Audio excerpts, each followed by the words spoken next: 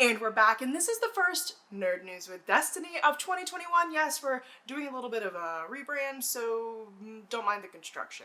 Anyways, I'm so excited to talk to you about WandaVision, a show I am deeply, deeply trepidatious about. But I watched the first 2 episodes, and they weren't terrible, so I would love to talk to you about them. So spoilers ahead, but without further ado, let's talk, I normally say comics, but comics, television-related content.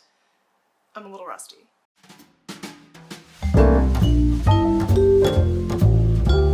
I'm known to be an Emma Frost stan, and that is true about me. I love Emma Frost. I love almost every iteration of Emma Frost, though I do think she gets the short end of the stick. But I love no character in the Marvel canon more than I love Wanda Maximoff. Wanda Maximoff is my main, and I was so nervous to watch this show because MCU Wanda is disappointing. Has nothing to do with Elizabeth Olsen, really. It's just, I really subscribe to the idea that she is just a shadow of her former self named Wendy Mayomoff. I think that's hysterical and apt also. So I watched the first 2 episodes of this show and I didn't think it was terrible, but I'm also not like crazy in love with it, Beyonce. So I want to share with you some thoughts I had before watching the show, and then we're going to talk a little bit about the episodes and maybe wildly project into the future. So let's get to it. I took some notes, because if you know me, of course I did, with color-coded pens, and I'm going to put my little glasses on, and we're going to get started. So, here are my thoughts before the show. I, and many other people, think that this show is going to be based off of the original House of M comics written in 2005 by Brian Michael Bendis, which basically has Wanda have a mental breakdown because Vision dies, and she creates this sort of world for everybody with her chaos magic where Vision never died, she's pregnant with twins, and she's just having a major mental breakdown, and the Avengers are like, we should kill her, and Pietro's like, maybe, please don't. And then Magneto's like, maybe we should kill her. And then Pietro's like, please don't. And then she says no more mutants, and all the mutants are depowered, and it's a huge, big deal. However, it doesn't seem like it's going to follow it completely true, but it does seem like they're probably using Wanda's ability to use chaos magic to manipulate the reality around her to put her into these strange situations. So, okay, I like House of M. I think it's a deeply flawed comic about a woman and mental illness because I think in many ways it vilifies mental illness. And it doesn't mean to, and it's certainly fiction, but just reading it from the perspective of a lady, about a lady. You know, I like it, but it has some deep flaws. However, I am excited for a couple of things. I'm excited that the writer of the show is a woman, and there are many women behind the scenes, and I think that that's really important because I think you can really tell when a woman has been written by a woman. And if you can't, you might be a dude, and that's okay. Just take my word for it. And also, I am really excited to see more characterization of Wanda, because if you try to list the things that you know about Wanda Maximoff in the MCU, the list is super short. Right? Like, she worked for Nazis, aka Hydra, which she's Jewish, so that's a thing that happened. And she was imprisoned by them, accidentally pulled down that building and killed some people, whoops, and then was low-key imprisoned in Stark Towers. She likes Pepper Cash, she's dating a toaster, she had an accent and then they, like, forgot about it. You know. That's about it. Like, you don't know a lot about her because even though she's been in a lot of movies and she's been, like, a nice person, there's not, like, a ton of characterization about her. Like, who is she? What does she like? What does she do? Like, I don't know anything about her, right? So I'm really excited to hopefully get to know her better. However, in these 2 episodes, I did not, which is a bummer. And also, this is an old complaint, but I would be remiss if I didn't mention it. Wanda Maximoff is a Jewish Romany character, right? She's a woman of color. And Elizabeth Olsen is talented and beautiful, but she's a saltine cracker. So, you know, we have to contend with that. We have to have these conversations about the Marvel Cinematic Universe because it's important, and we, you know, prioritize we prioritize diversity here. I think it's really important, and you should too. So again, this is an old complaint. There's nothing we can do about it now or ever. It's just sort of a conversation that we need to have about the kind of media that we consume, and the kind of media that we support, right? Okay. And look, I'm excited to learn more about Vision because I never read the Tom King run of Vision, which I believe had nothing to do with Wanda, but I heard was a really good characterization of Vision. But old school Vision, I mean like way back in like comic strips, is like misogynistic and terrible and like controlling. So I'm excited for a new 2021 update of Vision. And also Paul Bettany's a good looking man. So there's that also. All right, so let's just get into it, right? So we get into the first episode and it is set in the 1950s, a la, you know, I Love Lucy, like Bewitched, maybe like a touch of I Dream of Jeannie, even though that was not in black and white. I don't think Bewitched was either. It's fine, don't come for me. Anyway, and so it's just really cute and like really kitschy, and I really love all the throwback stuff. I thought it was really sweet, and basically Wanda's like this housewife who also has like powers, and she can like make stuff float around, and it's like very cute. And Vision is a computer husband who goes to work in a computing place, and they make a lot of jokes about like the 1950 tropes of like sitcoms of that era. So like Vision asks like, what do we do here? And nobody could answer, and it's so funny because if you watch those old shows, you never know what the husband does for a living, or it's just like really vague, like I work in insurance, or like I'm a car salesman, insurance man, I don't know. It's always like super vague and you kind of never know what they're up to, but they just like leave for work and then come back. So I thought that was pretty cute and a nice little jab at like what they're doing there. And it's pretty idyllic up until it gets a little Hitchcockian. So basically in the premise of the first episode, Wanda's just getting settled. She meets her quirky neighbor named Agnes, who always complains about her husband because, oh my god, it's so 1950s. And she's like trying to tell Wanda how to be like a 1950s housewife. They're supposed to have dinner with Vision's boss, right? And Vision's boss's wife, who's Kitty from that 70s show, by the way. And Wanda's not prepared. She thinks it's their anniversary, so she's getting all hot and sexy and like making the mood lighting and all of that. And of course it's like, oh, like a big kerfluffle, like, oh, so PG. And then when they come, the dinner's not ready, so she has to magic all the dinner and stuff like that. And it's just like, oh no, like 1950s drama, cute stuff. But then when they're sitting down to dinner, the boss starts to choke. And it gets weirdly, like I said, like Hitchcockian, like the light is very severe and the wife is just repeating the same phrase over and over again. She's like, stop it, stop it, stop it. And it looks like she's saying stop it to the husband, but she's saying stop it to Wanda and to the camera. So you understand that there's definitely like a shift in tone.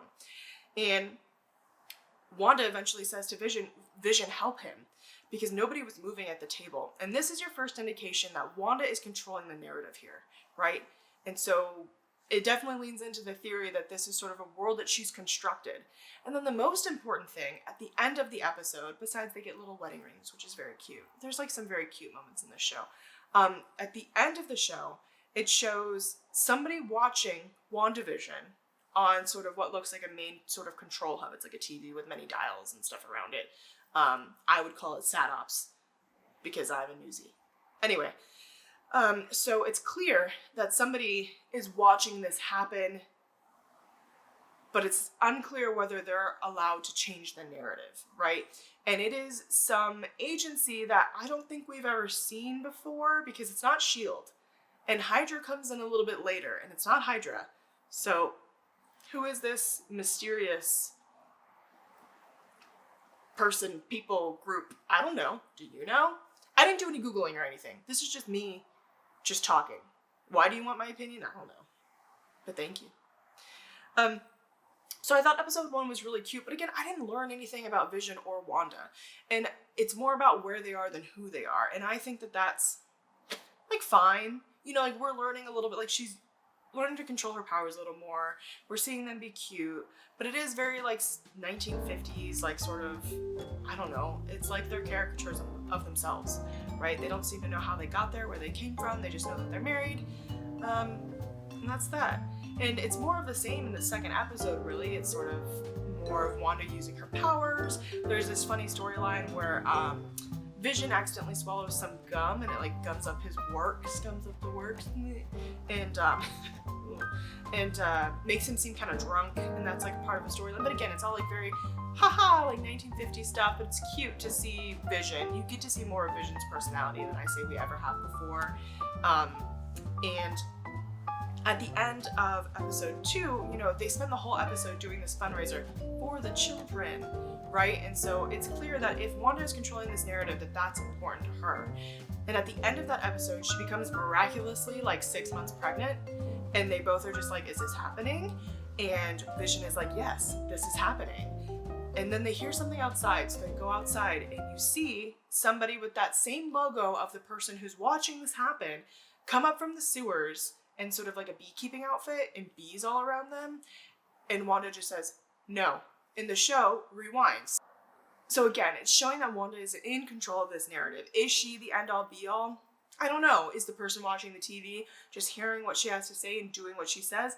It's unclear. It does seem like Wanda is in control, but I mean, who knows? We're only 2 episodes in. But the show rewinds, and they just kiss, and they're like, we'll live happily ever after. So, you know, if the theory is true that Wanda's so heartbroken that she's created a new reality, she clearly wants this reality to be one with Vision, and one where she gets to live that happy life that she wanted to live. You know, she lost her brother, she lost Vision, like she's lost a lot, and she's had like a traumatic upbringing. So, you know, if we're going to have conversations about trauma in this show, I hope they're done with tact. But I like the way it wasn't just the man in the bee suit. There were other things that leaked through, right? They made jokes about toasters, which I thought was really cute, that were created by Stark Industries. So that was funny. But one of the toasters, the light blinked red, and that was the only piece of color in that entire episode. And then in the second episode, a little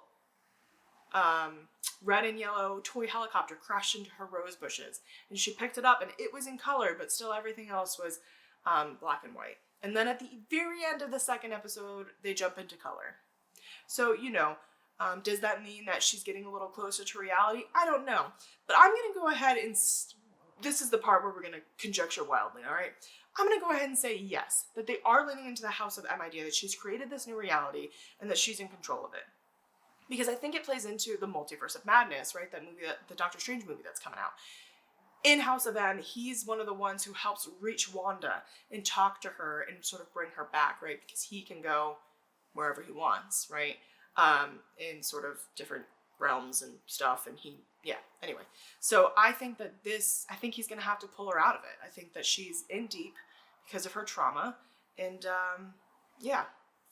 Oh, I forgot to mention, one of the other things that sort of leaks in is like, she's standing there with like another housewife, and over the radio, somebody's going, Wanda, who's doing this to you? Who's doing this to you? And she's talking to somebody, and the other housewife goes, who is that? Who are you? And she starts to panic, and then all of a sudden, it's over and everything is fine. So this world is clearly designed for the success of Vision and Wanda. And in that way, it's really interesting, almost Truman Show-ish. If you have seen that movie, it's great.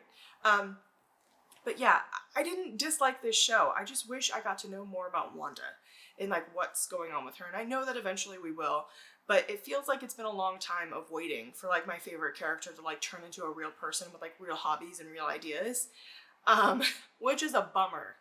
So, you know, we'll see what happens with this show. I think that when you look at these pieces of media, these extra pieces of media, like the Winter Soldier and the Falcon that's coming out soon, and even like She-Hulk and Miss Marvel and stuff like that, like I think you have to look at it as like content that is inspired by comics. Because if we sat there and we compared frame for frame, you'd just be disappointed, you know? And so I think that that's really important. So I'm trying not to be that person who reads comics. Like don't be annoying like that, you know what I mean? However, I think you can have hopes about characters that you like and hoping that it goes in a certain direction. So let me know what you think about this show. Did you like it? Did you like the I Love Lucy play? Are you excited to see where it goes in the future? What do you think? Do you think that I'm misportraying Wendy Mayomoff? Does she have more character than I think she does? Or am I being too critical? I don't know. I want to talk to you guys about it. I want to have civil conversations about it, right? So please be nice in the comments. And also you can find me on Twitter, where I post things like pictures of my dogs and pictures of myself crying about dogs. That's fine. And also comics content. So please chat with me. I'm at hello_destiny on Twitter, and I would love to hear what you're reading, what you're watching, what you think of WandaVision. And I'll be talking about the other shows that come out, so, you know, we can just have a lovely chat. I'm not going to do too much editing on this video because I don't really have time. But please stay around. Subscribe if you haven't. We are rebranding, and I'm very excited about it. We will be Nerd News with Destiny, and whoever else, if anybody else ever joins this channel. Thank you for joining me in my bedroom with my little squishmallows. I'm an adult. All right, thank you. I hope you have a great day, a great weekend, and let me know what you think about WandaVision. This has been Nerd News with Destiny. I'm sweating. I hope you can't see my mustache. Ooh.